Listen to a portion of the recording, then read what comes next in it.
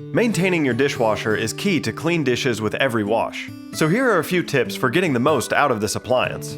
Periodically remove the trap that is located in the bottom of the dishwasher.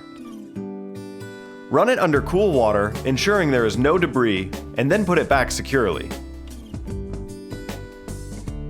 The arms inside the dishwasher spray water throughout the wash and rinse cycles. If there are clogs in those arms, then your dishes won't get a full wash or rinse.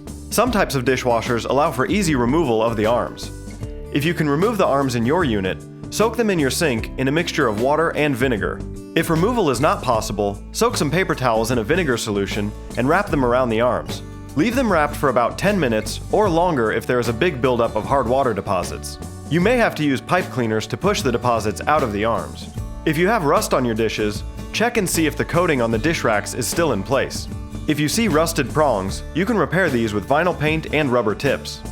Remember to use a rinse agent in your dishwasher to maximize its cleaning power. If you have an older model without a rinse agent dispenser, pour 1 cup of white vinegar into the bottom of the dishwasher before you start each cycle.